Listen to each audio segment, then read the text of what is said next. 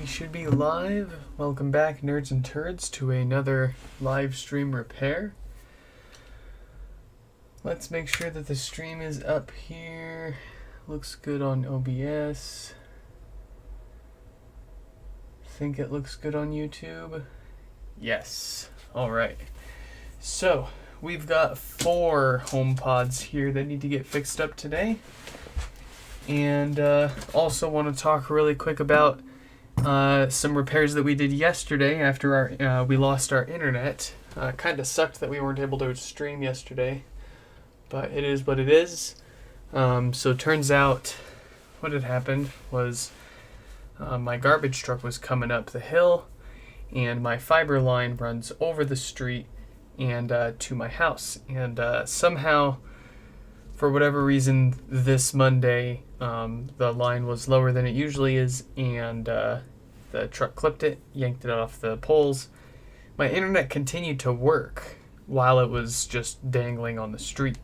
But somebody called the cops, and the cop came and yanked it right out of the MTX off the pole and broke the fiber line. And that's when I lost my internet. And that's when I found out there was a problem. So I reached out to Quantum Fiber, which is who gives me my internet.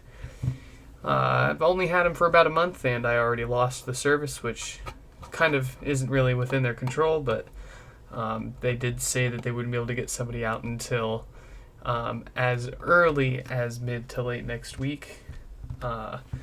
So I was like, well, let's see how much it is to get Comcast back. And to my surprise, previously I think I was paying like $130 something a month for $1,200 down and $40 up with Comcast, including the modem and unlimited data. But I canceled it after the fiber was working pretty well for a while there. And going back to Comcast and using it here and now while the fiber gets repaired, it's only $80 for the same speed, unlimited data, and of course the modem included. What the heck? Well, can't really complain too much, and when the fiber gets working again, I think we're just going to keep both connections and use them. So, as for the repairs from yesterday, we had, I think, 3. There was one that popped in resets, which I thought at first was DC offset, and then there was one with no power, and then one with classic DC offset issues. But the first one that I looked at, popping and resetting, was actually an interesting deal, because I got it apart and didn't see any DC offset or problems whatsoever. However, when I got up close to the board, that's when I noticed the resistor right here was just completely missing. And funny enough, I remember having this other amp board just sitting around waiting to get fixed that also pops and resets. That's why I've got resets written here on the board. And yeah, so I put 2 and 2 together, figured, oh, I'll pull this resistor off another parts board and see if that gets it working again. And sure enough, previously it popped and resetted within a minute. And last night I was able to have it play music for about 30-45 minutes without a problem and leave it plugged into power overnight without any issues. So I've added that fix actually along with a few others up on the website under the common issues section. I've got an issue for damaged displays, showing photos of what that can look like and what it will do to your HomePod. I've also got some photos and talking about the damage to the microphone board. And of course I've got this popping and resetting issue. To be determined as to which part this actually is. I know it's a resistor obviously, but I don't know what its value is or its size. It's quite tricky to figure out what the value is of these really smaller resistors, because they have a hard time reading with my clunky little multimeter probes. Anyways, so let's dig into our repairs for the day. Who have we got first? let's take a look at Bonnie. So let's pull up Bonnie's email and see what's wrong with their HomePod.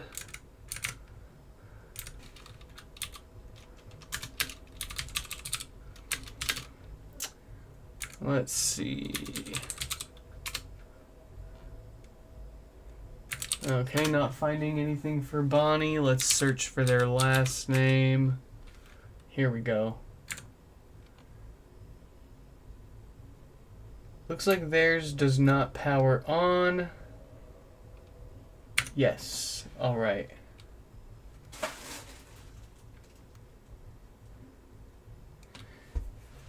They sent this. Okay. Let's let them know it's here, and then we'll get started on Bonnie and Robert's pod.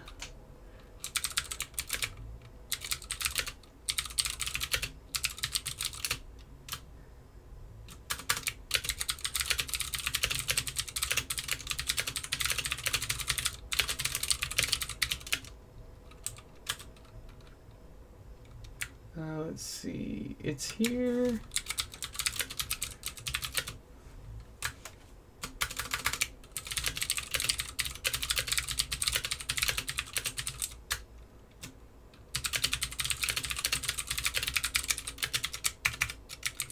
That is not a link to the stream. That is my stream key. I do not want to send that to people.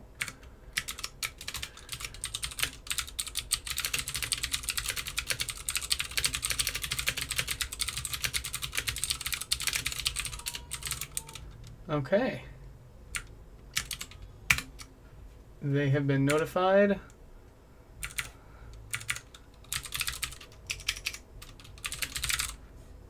We've got a no power pod.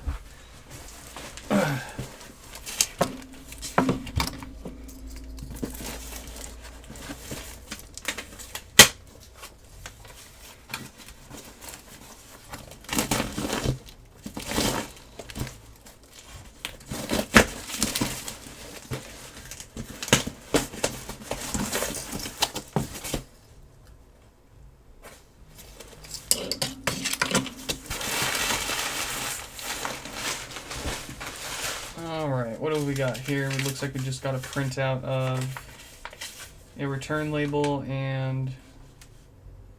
Oh. So this is not Robert's. This is actually someone else's.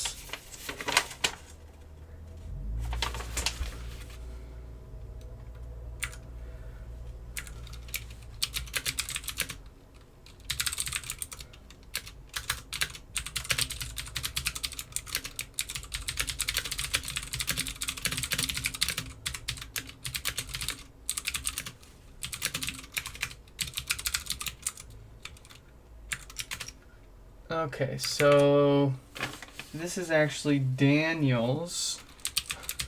Oh, that's funny. Ooh, no base. Fun.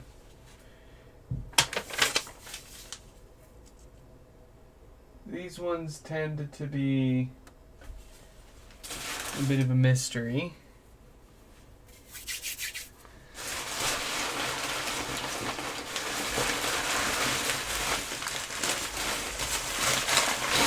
Well, not always, but they do tend to be a mystery.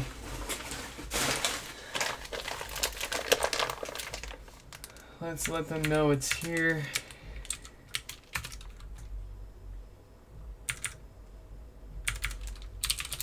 With no base.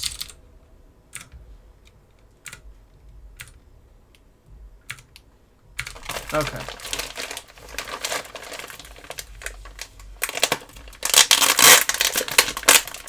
Sorry about that, Robert, if you just joined without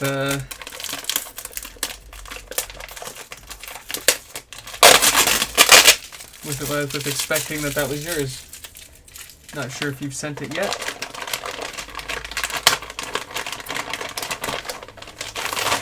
But this one is Daniel's. So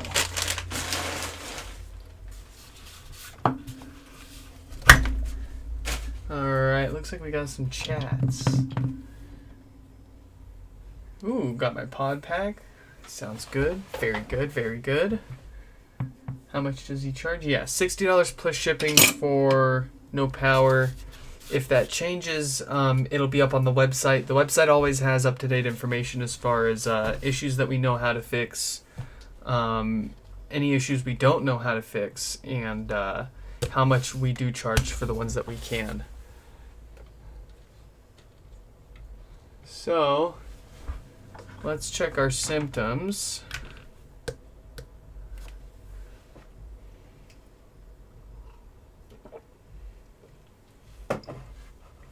And I do not host the website at my house. So when my internet goes down, website stays up.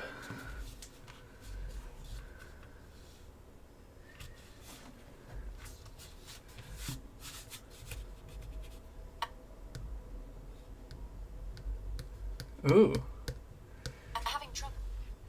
Yeah, sounds like a tin can, all right. Let's get it taken apart. See what might be going on inside. Do we have a dead bass speaker? Do we have a short on the amp? Or do we have some sort of other mystery failure? We've seen some weird stuff. But I'm hoping for an easy one here today. Ideally, we just find a simple, short little cap on the amp. Get that replaced along with the diode for good measure, and that would be ideal. I don't like having to replace bass speakers because they cannot be very easily repaired. I don't know any economical way of repairing them. You'd have to rip them apart and recone them. I mean, essentially, everything that you'd have to destroy to get it apart, the only thing you're reusing at that point is the basket and the cable. You might be able to find another subwoofer that fits.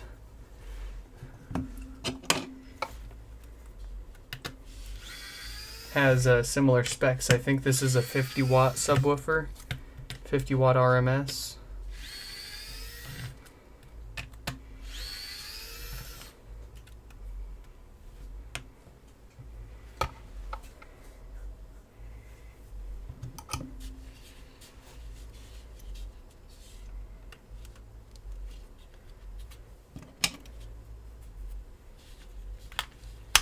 Oh yeah, like I think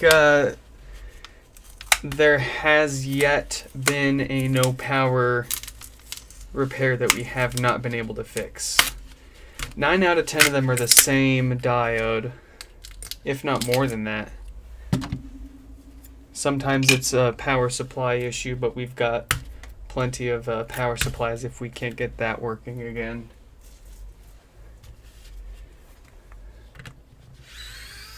Sometimes it's a short on the amp, or on the logic board.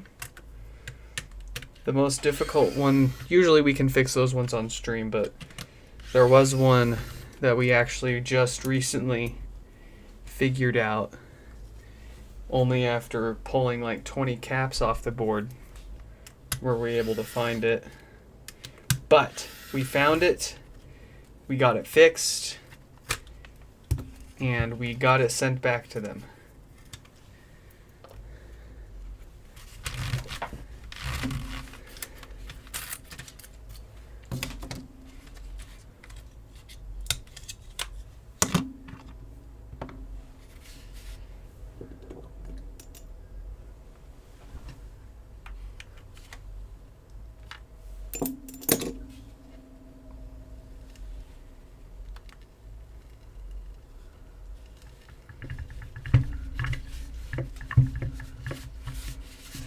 Okay.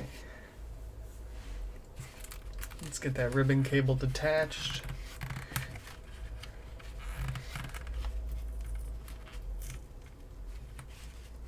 when I plug it in, the end of the plug sparks when inserted. That is normal even for totally working HomePods.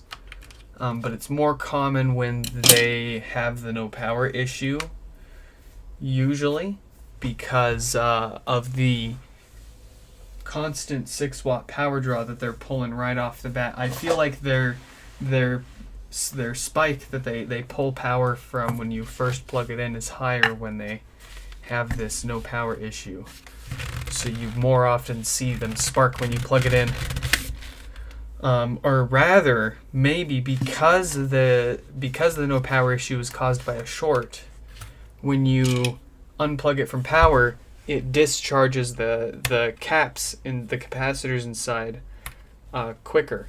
So when you plug it back in, it charges those caps back up, which of course pulls more power, and you see the sparks at the plug. So if you had a totally working HomePod, it might take a few more seconds or a few minutes for them to discharge and you to see the spark when you plug the power cable back in again. But long story short, totally normal to see sparks. Tiny little electrical sparks when you plug them into power.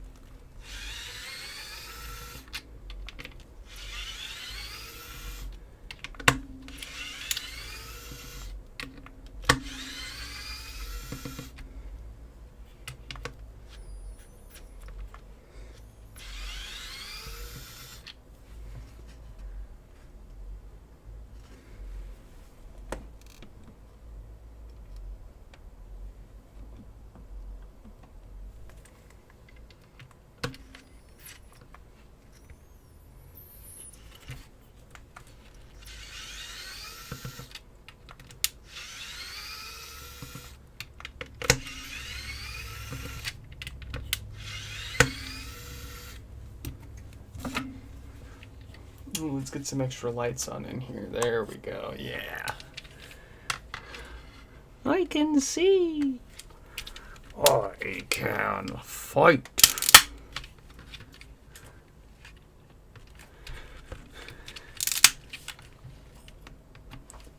Oh, and now that I have internet back, finally, I can get the 24/7 D-Brick live stream going again, too.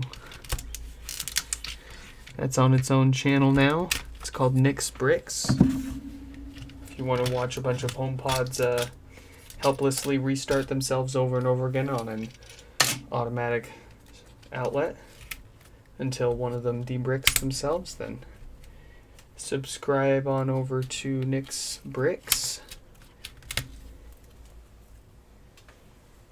And we'll get going over there soon.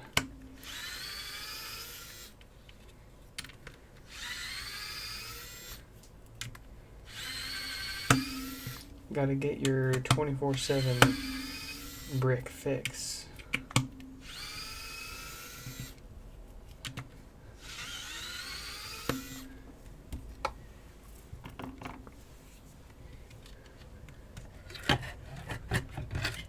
I was the same way when I was I would just watch Louis Rossman and Northridge Fix and Tronics Fix and all those guys on YouTube fix stuff. I always wanted to get into something like that.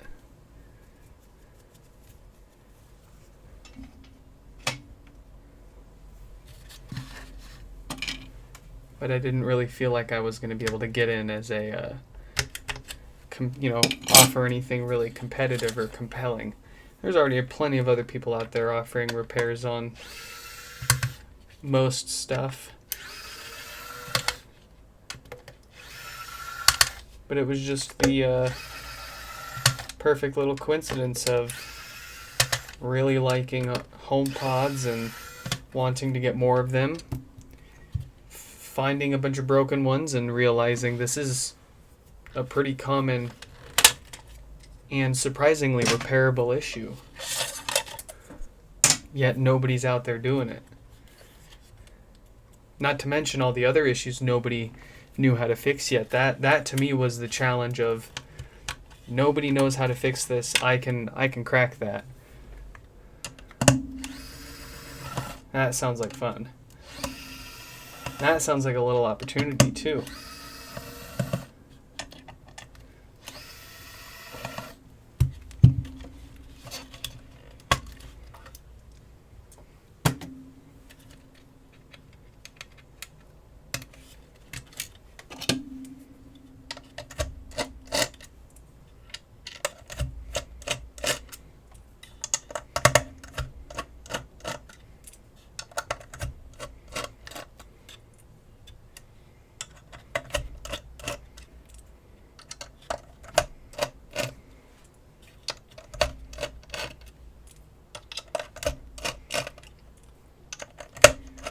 I don't know if it's the calling per se, homepods specifically, but it's a pretty good calling for now.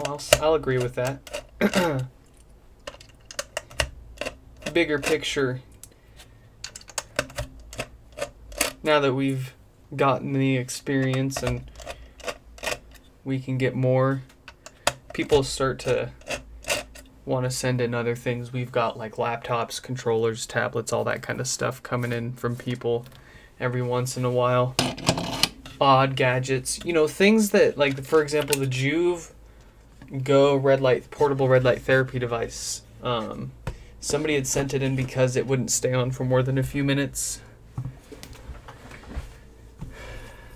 and there wasn't any info on what battery to get. It was also kind of tricky because it wasn't just as easy as put a new battery in it. We had to swap the battery controller too. Okay, so we're gonna cross our fingers here, because with no base, it's kind of a crapshoot if there isn't any obvious problems. And I don't see any obvious problems. So we may need to end up replacing the amp if we don't find anything easy here. It's a little dirty too, of course. I have no idea how dust gets in here. Apparently the glue that they use to put these things together isn't good enough. What's the point? Is our friendly little cap here? That's ground. We expect that. Oh, I think we got lucky. Okay, so our little... I think this is a cap. It's either a cap or an inductor. People keep emailing me asking for this thing. They call it an inductor. I think it's a cap. But either way, it is done. It's dead. So that is going to, as we've seen a few times in the past here on the channel, cause no bass when that little black cap there shorts out.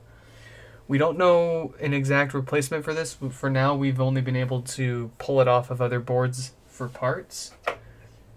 But if you know a good replacement for this, as far as we think, it's a 27 microfarad capacitor. It might be an inductor. Its size... Oh, and just keep in mind, it may not be 27 microfarads. That's just what we're measuring with our multimeter. There's a tolerance, so it could be as much as 30 maybe microfarads, and it could be as little as 24 or 25 microfarads. But this is about 2 millimeters long by about 1.4 millimeters long, maybe 1.5 millimeters, so 2 millimeters by 1.5 millimeters. Unsure what the dealio is.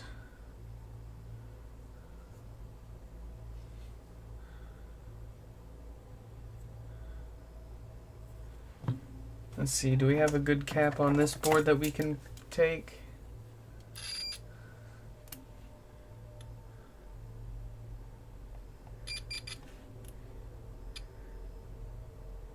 Yeah, that one looks good.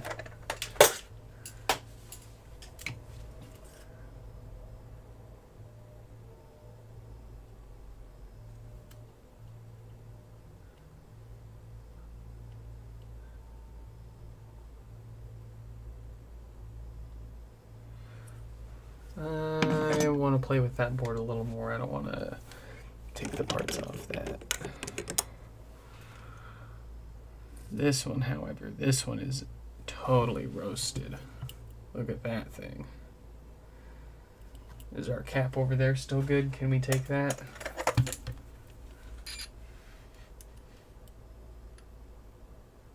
Aw, yeah. That's a good cap.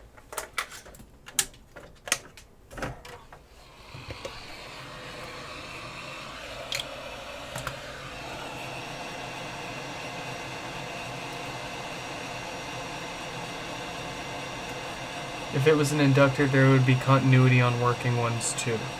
That makes sense to me.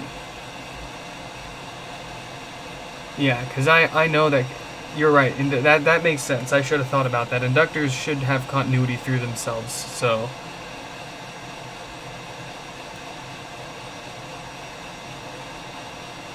This is definitely a capacitor.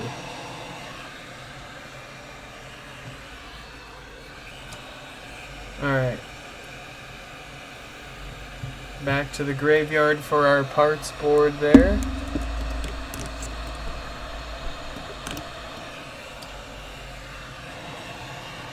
Let's get this guy replaced.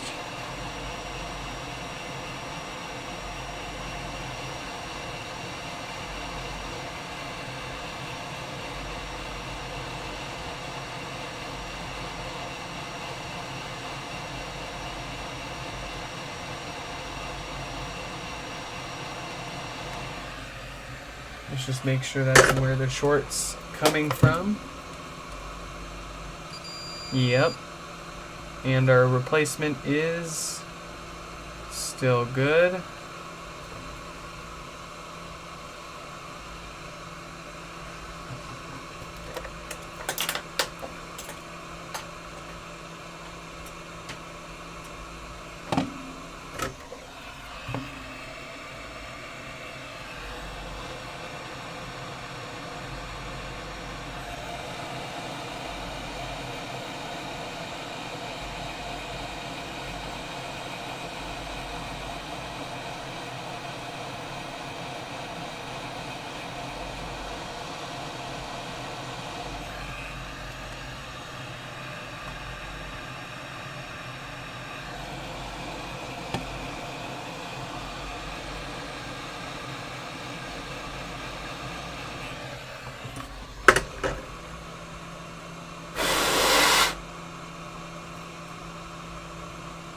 Alright. That's on there. It's not going anywhere.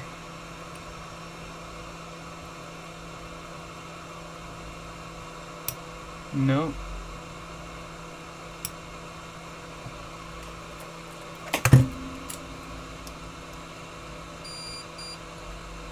Nice. Short be gone. Let's see if this board has its base back. If it does, then we're gonna give it a new Schottky barrier diode before we button this thing back up, and then we'll be good.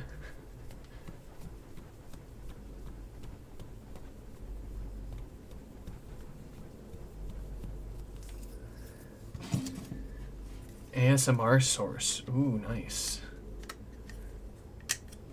I am still open to suggestions on a different microphone if you guys do think that there is a better one than the Yeti Pro. Although I do agree that the Yeti Pro is pretty darn good to this day.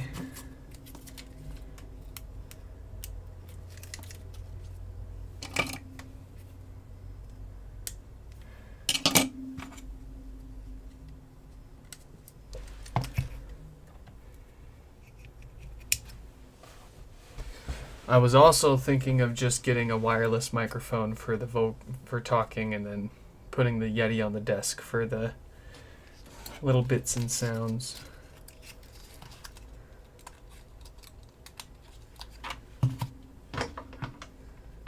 Okay, let's see if this thing works. I need to get a new battery from that multimeter, so we're going with the old annoying one for now.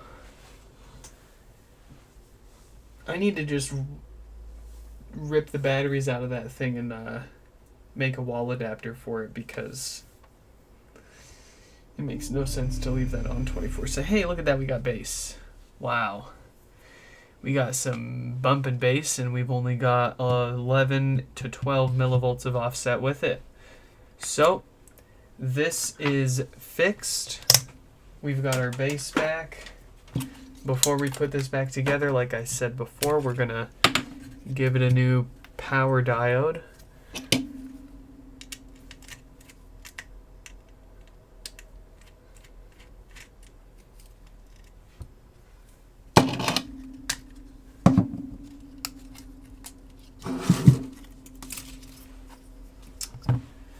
What does it have? Ooh, it's got 1748K, so it's a good thing we're getting to this.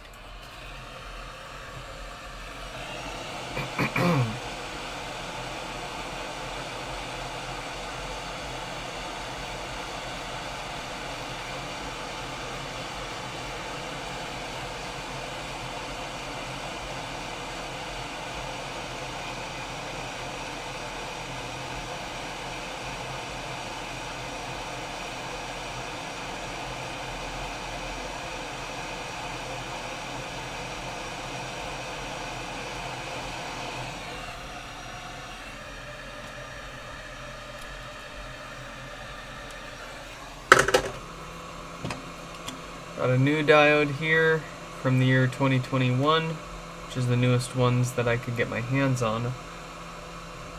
But, excuse me.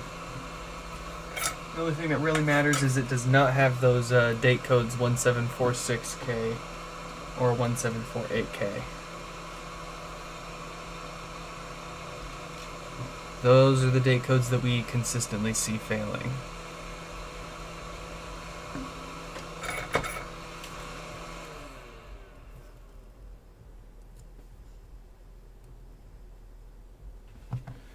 So I'm sure if we left this in there, there's a good chance it would fail on them sooner than later. But we replace this diode in every HomePod that we take apart here, regardless of its working condition or its date code.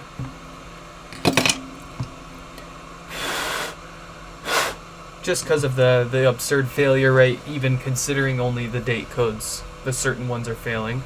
We replace them all. It's only an extra $1 and a minute of our time.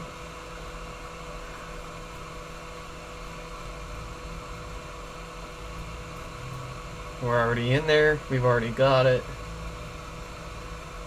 Normally, for running like an electronics repair business, you don't want to just willy-nilly replace parts that just because, for a lot of reasons. You could be introducing more potential risks and things to fail by going through the work of replacing that part. But for this specifically,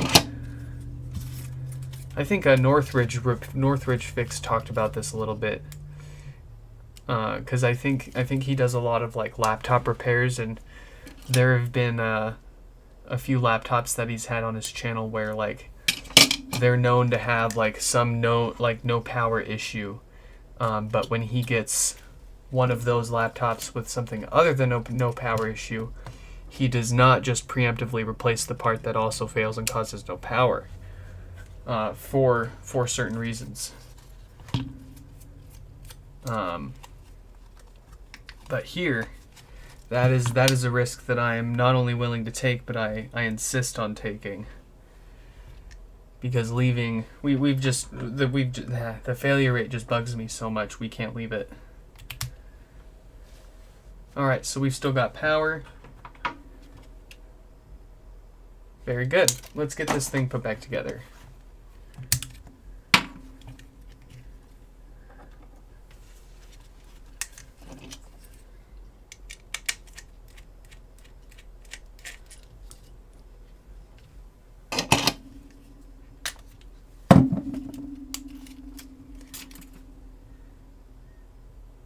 Like, the more that we work on these, the more QA issues that I see. Ranging from widespread to, like not common to very common. You got things like components being poorly mounted to the board,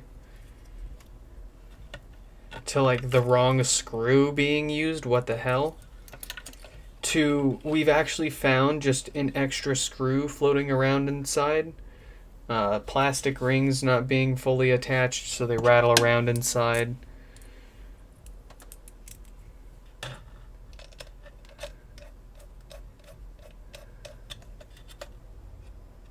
Quality was not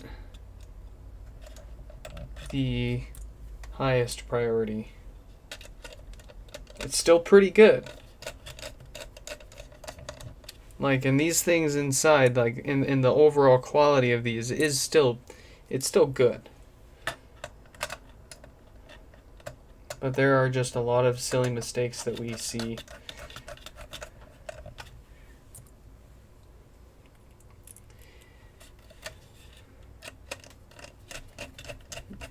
There's the silly mistakes like wrong or extra screws, and then there's the diodes. Like, I'm not gonna blame Apple for, I've said this a million times, I'm not gonna blame Apple for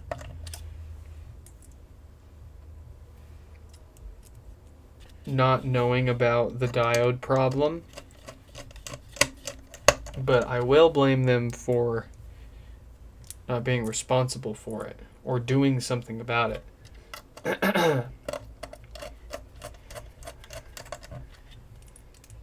It takes a class action lawsuit more often than not for them to do anything about it, and at the end of the day you get cut, what, like a $30 or $40 check? I don't know how much people got paid out for that. I still haven't gotten mine. Thanks.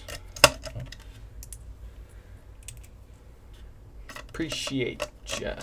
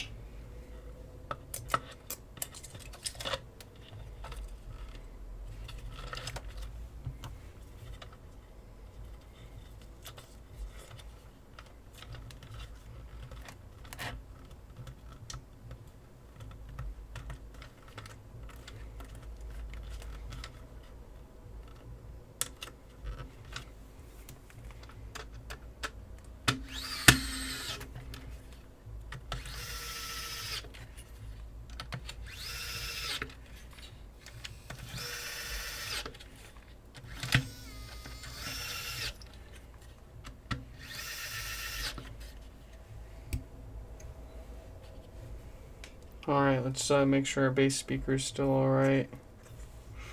Yep.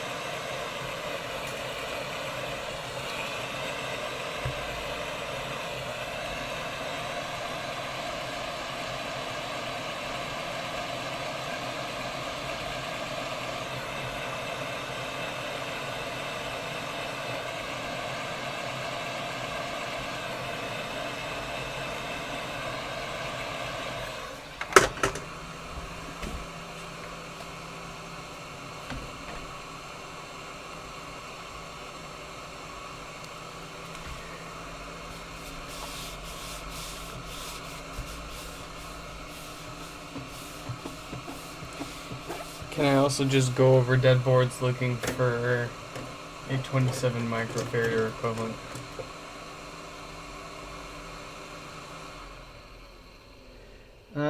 I think it's the only one like it on the board, unfortunately. I think I looked. There's a specialized mic that's flat and meant to use at a desk. Ooh. Let's see if we've got this all working. Ah, damn it, I forgot the power supply. What the hell is wrong with me?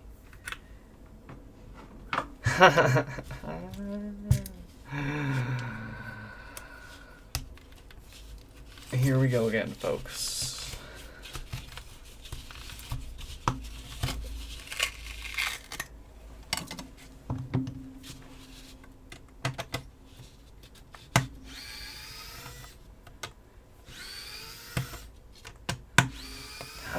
How do I forget the power supply? This isn't even the first or second time I've done this.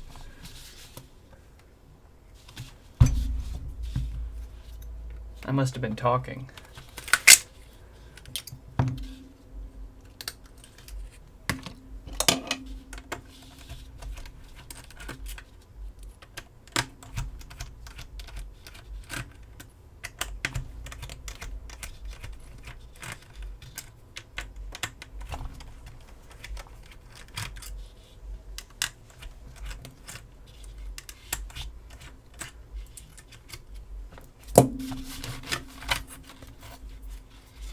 Come on. Come on out.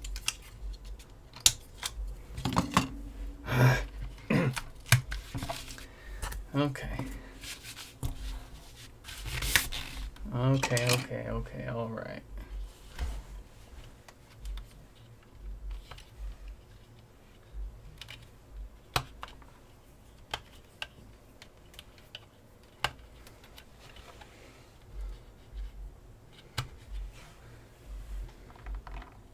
We can fix this.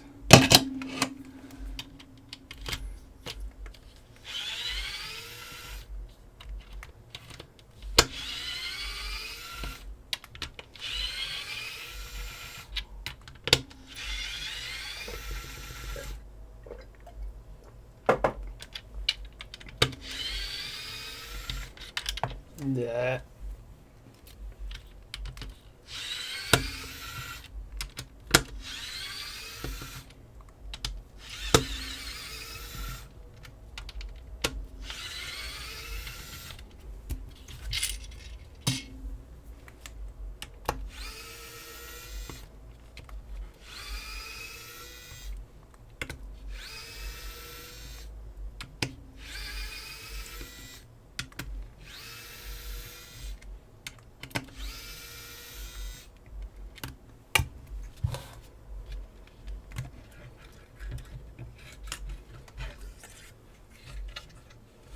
Yeah, look at that.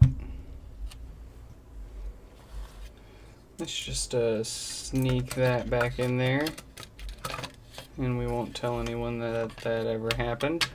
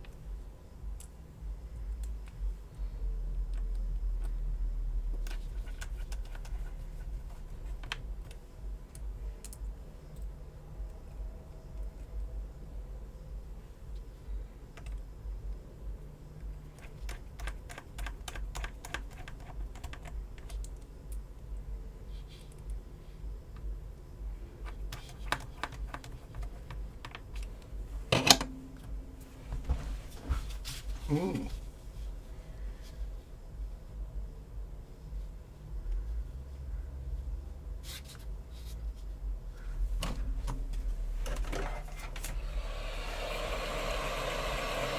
Yeah, you gotta learn somehow.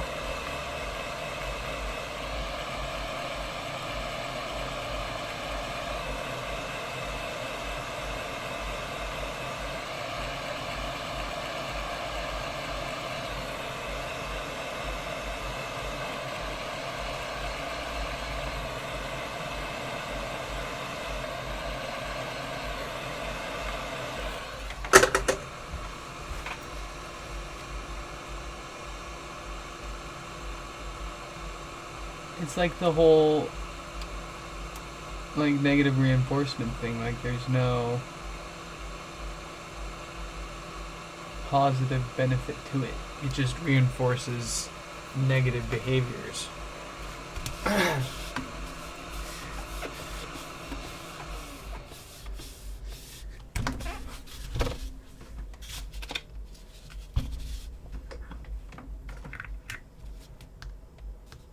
All right, we've got power.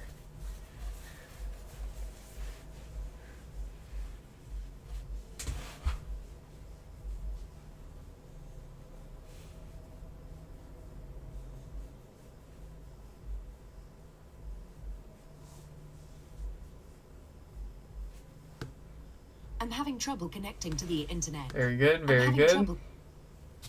Everything checks out. So we will put that to the side and get it checked over one more time before we send it back. Who is next? Let's see. Let's get Jesse here. Let's find out what's wrong with Jesse's pod.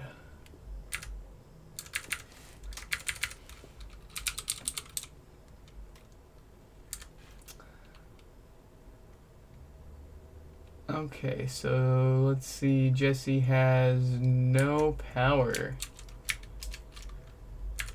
So let's get their name up on the screen and open up their box.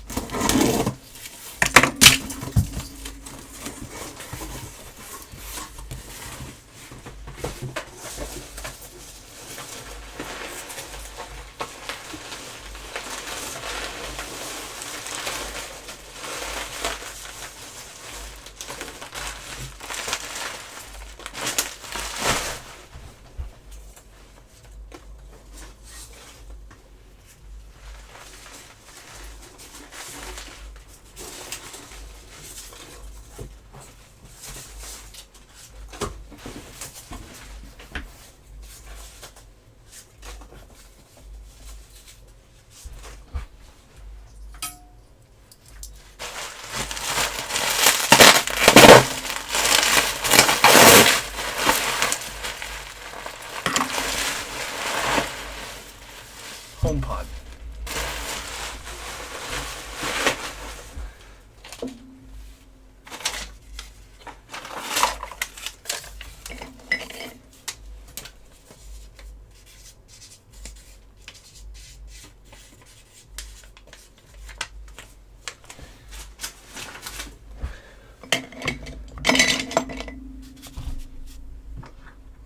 Let's see what this one does. Yep, no power. And we're looking at the usual 4 to 6 watts of power draw at the wall. So we've probably got on our hands here the usual diode failure. But let's get it apart and find out.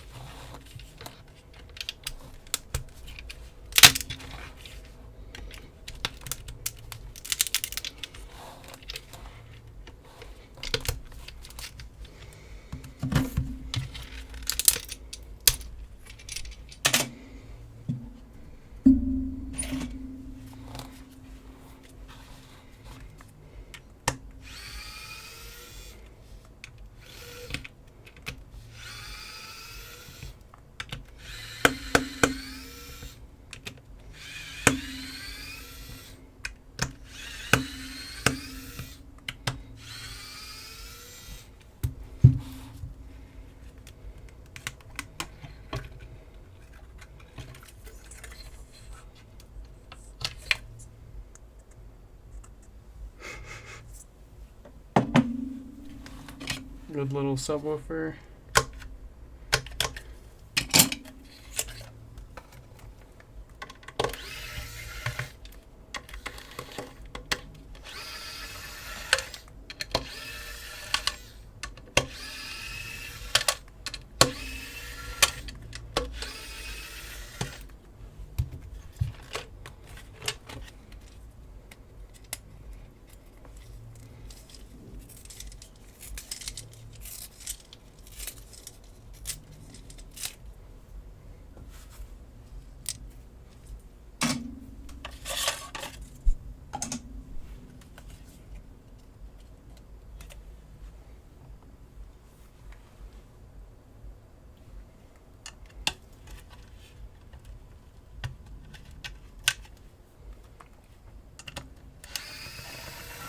Oh, I didn't even think to check my cameras. I think it's too far down the street, though.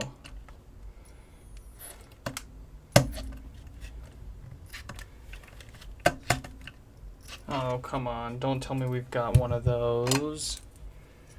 I don't want it.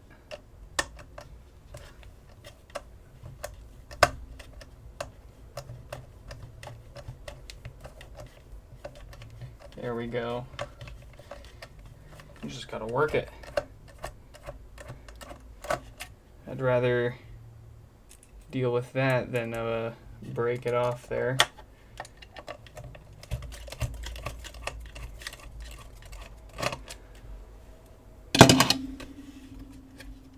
Nice. Let's not forget to put that back in for this guy when we put them back together.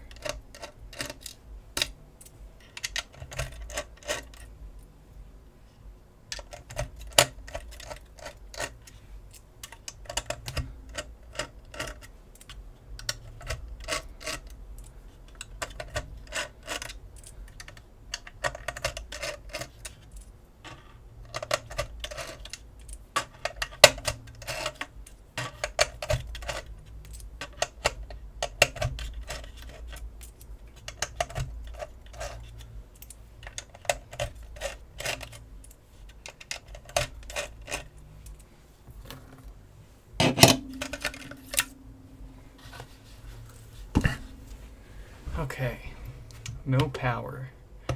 Usually it's that diode. It's got 1746K for a day code. And it is dead. So let's get it replaced.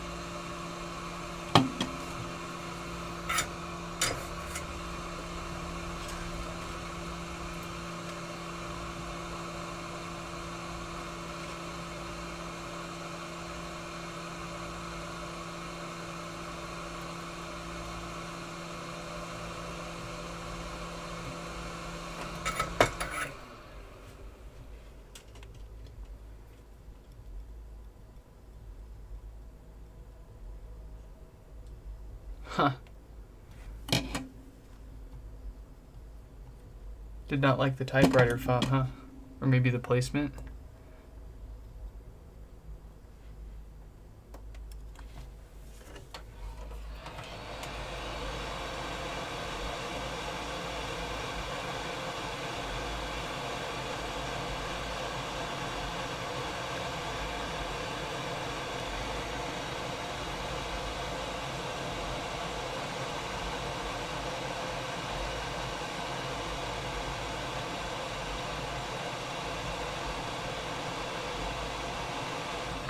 I try to leave the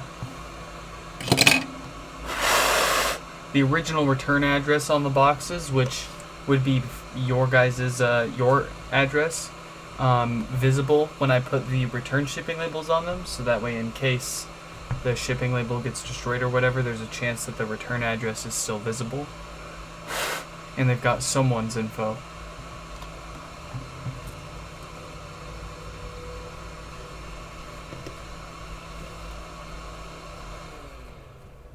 So I wonder if that had something to do with it.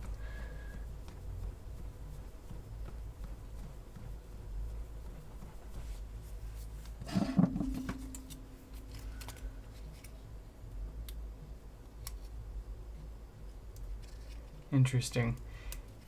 Yeah, I do that pretty often. I haven't had that happen until now, or at least I haven't had anybody tell me they've had that problem until now.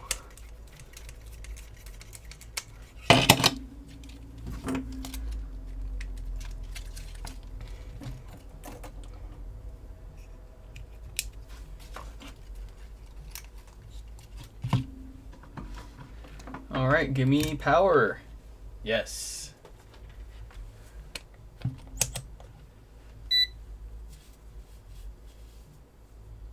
You don't have to have a to or a from address to contact someone. Ooh, creepy.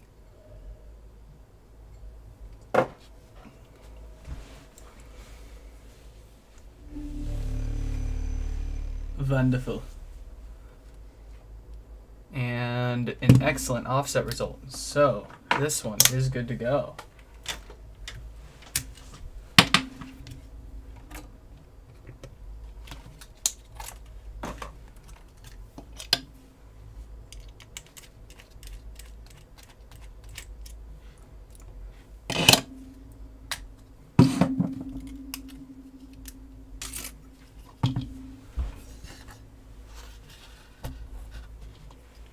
Cross thread? Are you talking about the power supply screw? Nah, it's just the thread locker from hell that just... Sometimes they put more on some and sometimes it just holds way tighter than the rest of the screws. Enough to require you to freaking snap the thing off sometimes. They did not want you taking those. They did not want those screws coming back out by themselves at the least. And they did a good job.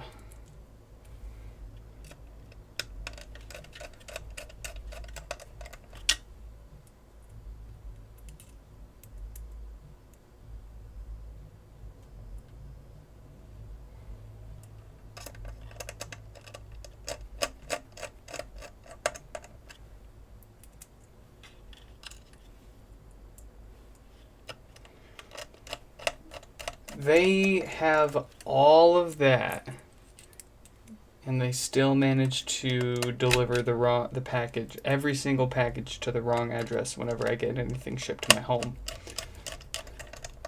Like it's been like 6 months now, and anything that gets sent to my house gets delivered to the wrong address, and I have to open a ticket to get them to come back out and find it and get it to me.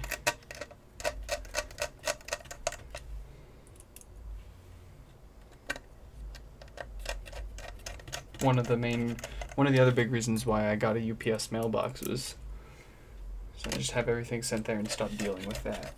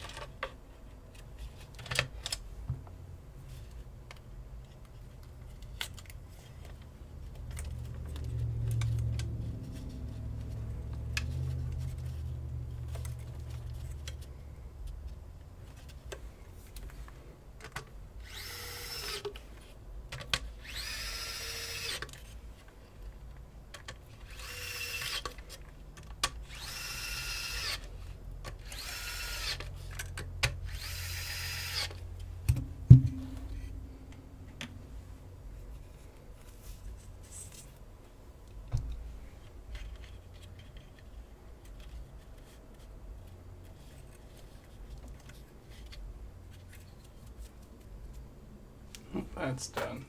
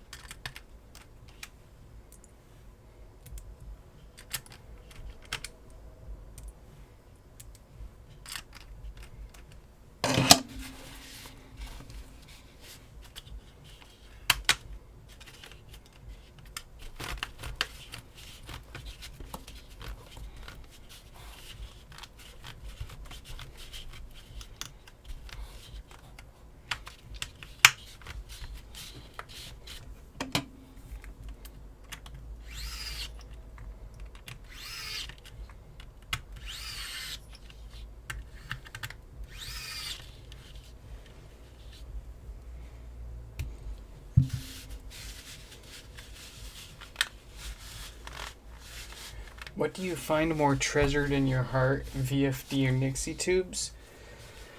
I'm gonna have to pick VFDs, although Nixie tubes are certainly sick. And it's I had to think about that for a sec before I answered, but I would pick the VFDs because man, they look sick. I mean, obviously Nixie tubes look sick too, but like, I personally like how VFDs look. Nothing's gonna stop me from getting my hands on a Nixie tube clock. I'd love to get one of those one day, but VFD displays just look so like 80s to me. And the dashboard in my 1986 Nissan 300ZX is a digital VFD. So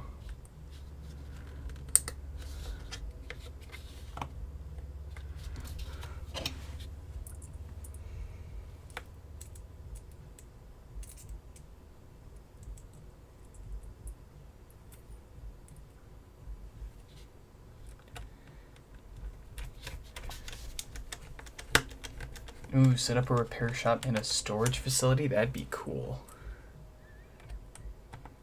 I don't know if you can get away with that these days without knowing someone, because I'm sure there's policy prohibiting you from doing that. Probably laws, too.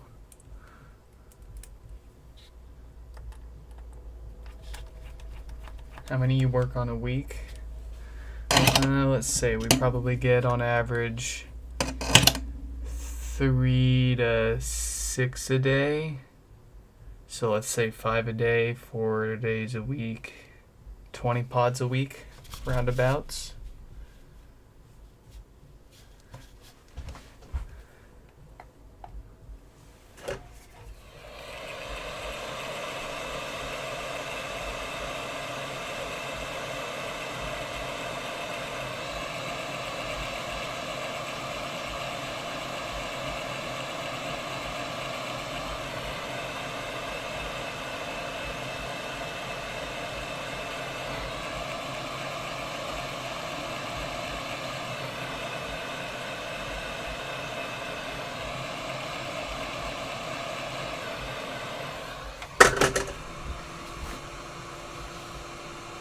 Yeah, I swapped out the stock green color with red by putting red stage film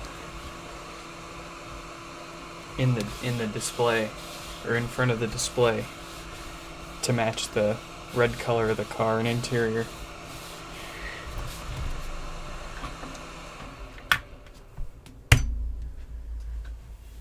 All right. I think we've got time to squeeze one more in tonight.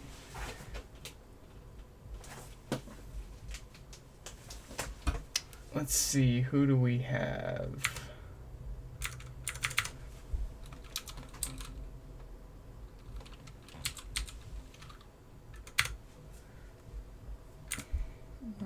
Let's see. We've got Mark. We got a lot of Marks.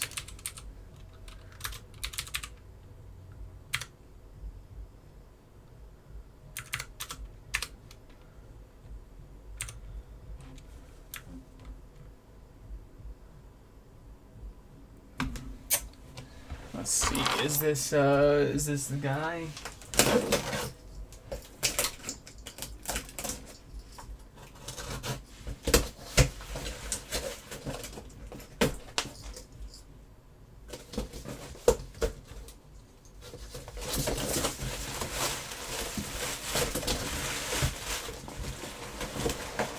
I think this is them.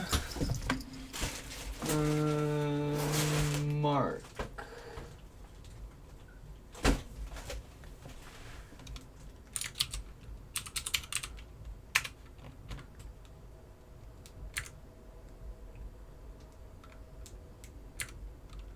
Yeah, I think this is them.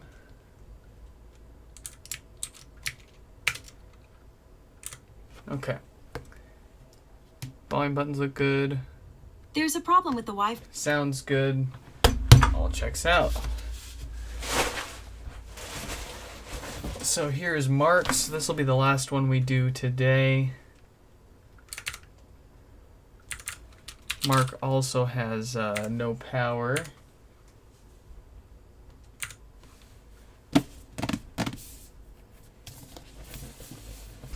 I wouldn't be surprised if it never came. I hope not.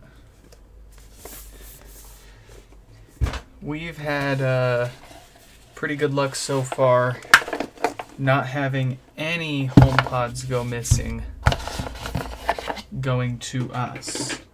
We've had one go missing getting back home, but that was the local post office for them, which they came to find out is notoriously horrible.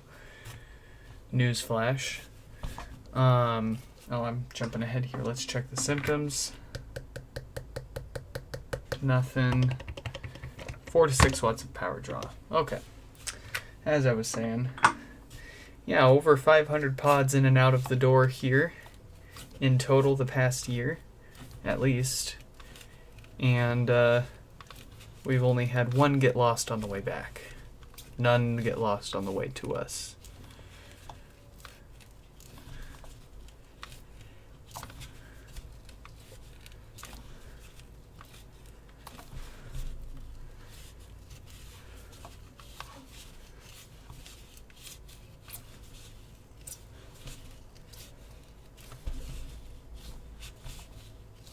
Oh, I would love to have a Nixie watch, dude.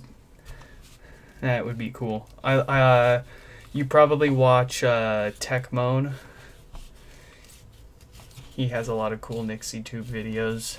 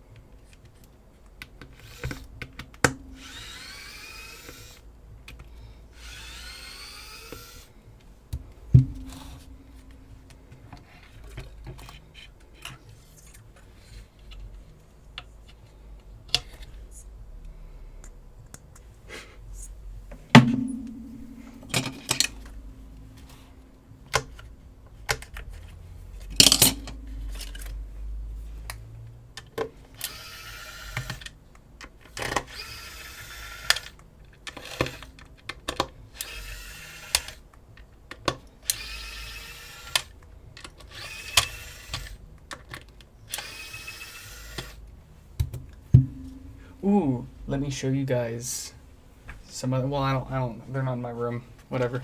I'll go ahead and just tell you though. I recently procured 3 broken laptops off of Shop Goodwill's online auction site.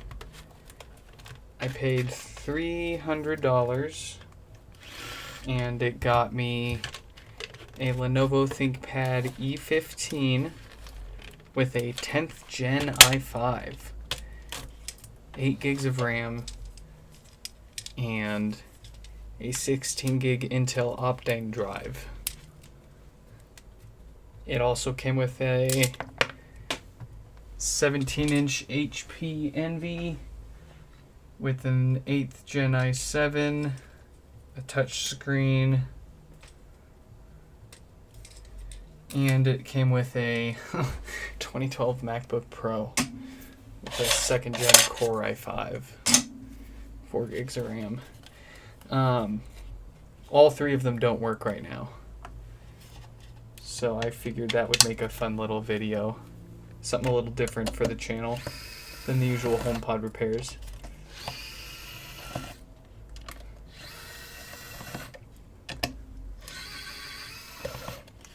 I think as of right now, all 3 of them don't power on too.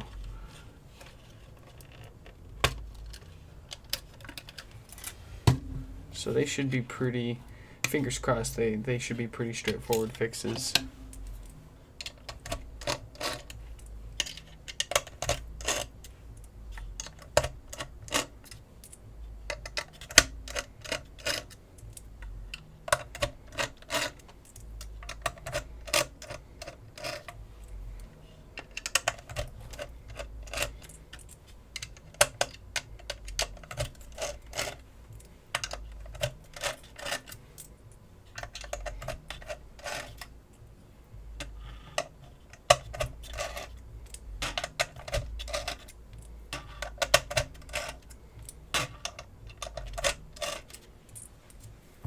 Like, I know that eventually we'll have fixed as many HomePods as people are willing to send in, and things will slow down again. I'm planning for it. Got lots of goodies. Lots of things to do if we start running out of HomePods to fix. I'm counting on it. 1748K for that diode. Doesn't mean we're never going to be doing HomePod stuff, or we're going to quit doing HomePod stuff eventually. I'll always be digging with these things.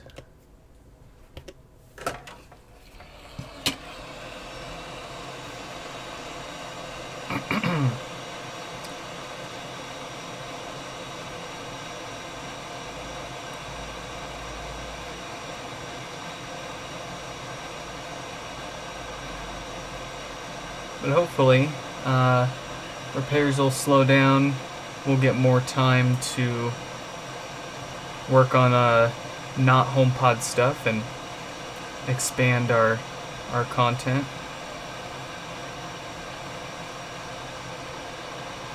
That would be pretty cool.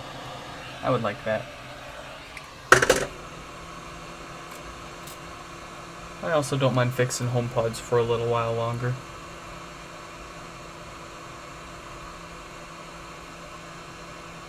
Not sure how much I can handle 10 to 14 of them showing up every day. But a couple every day or so, I can deal with that.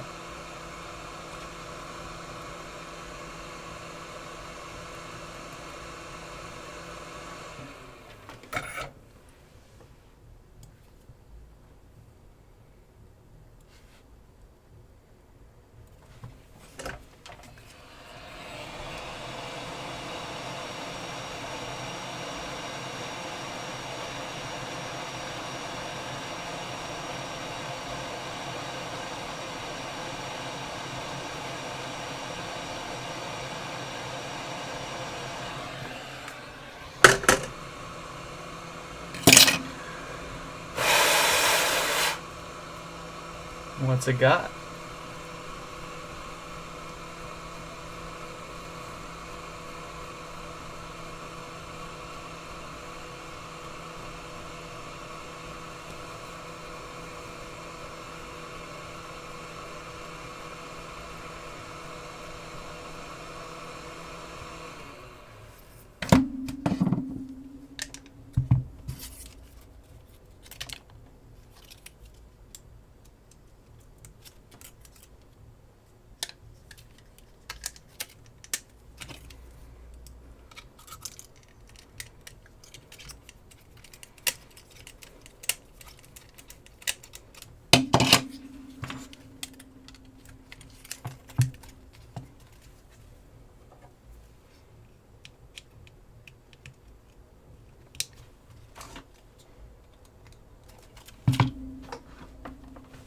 Woo! Say goodbye to power cable. What do we got? Yes.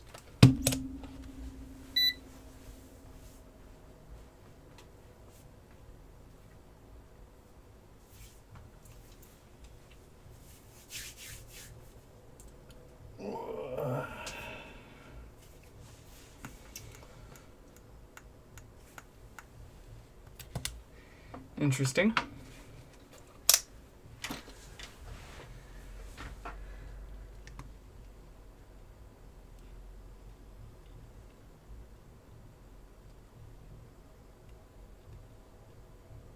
I don't see any issues there.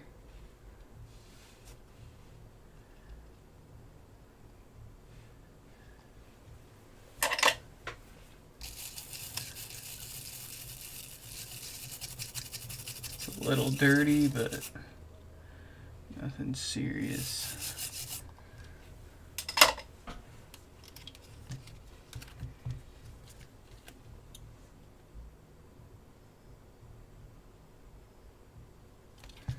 Is our cable eating shit?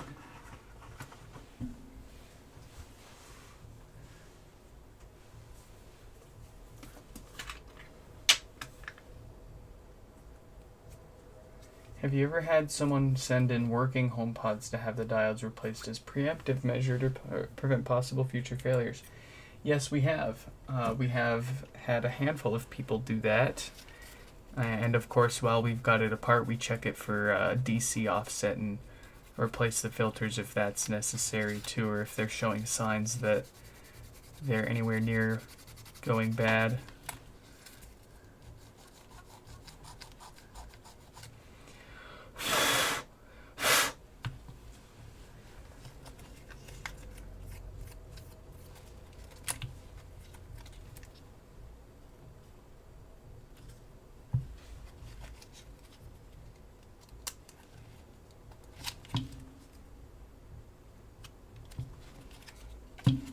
Okay.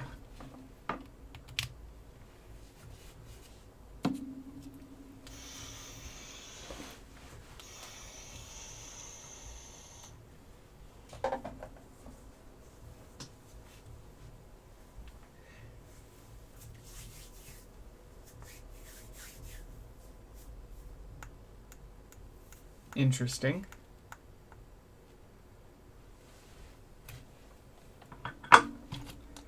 Let's just try a different cable entirely, because I'm sure this cable has seen better days. Its pins are already looking pretty worn out. It's not the newest one I have.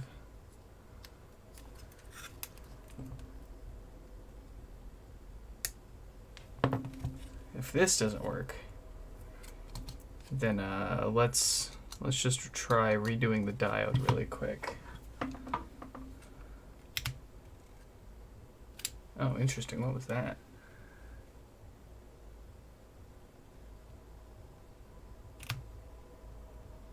Huh. Maybe I'm hearing stuff.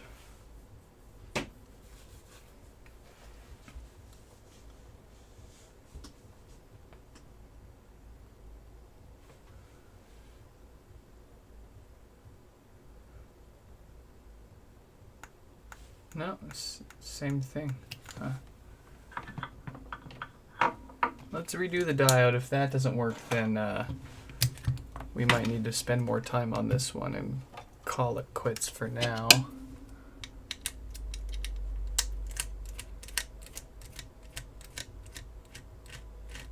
There were guys who specialized in power book hinges, nothing else. Oh my god.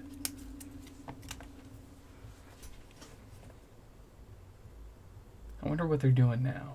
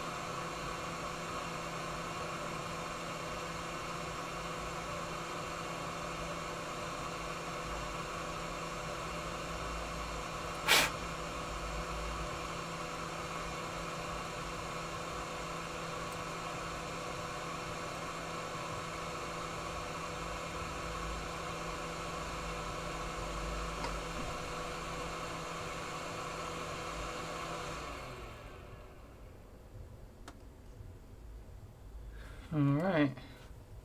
Give that a sec to cool off and see if it works.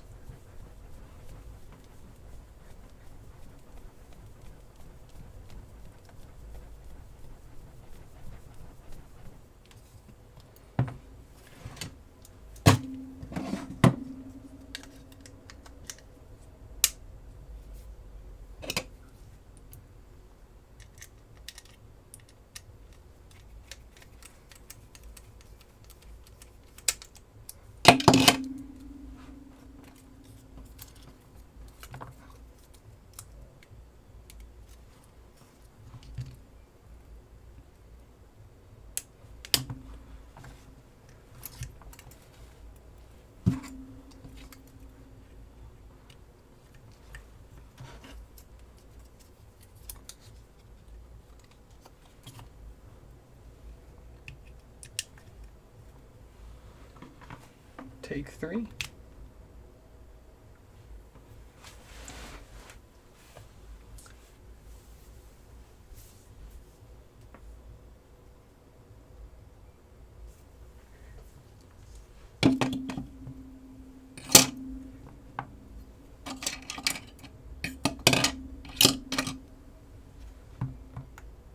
No, same thing. Huh. Okay, well, we've got a interesting problem on our hands here, and we've ran out of time to figure it out. So we will try to spend more time with this soon and figure out what the heck is going on with it. If we can't get it fixed by, say, tomorrow, we'll just go ahead and swap the amp out for another one so we can get Mark here back out the door and bumping some beats again sooner than later. But for now, that is all we've got time for. So thank you everybody for dropping by. If you have any questions or comments, feel free to leave them down below, or check out the website at the bottom right there, nixfix.com. You'll find there a list of common issues and how you can repair them yourself, or my contact info to get started sending it in to be repaired here on the channel. In any case, hope you all enjoyed, and I'll catch you all in the next one. Goodbye!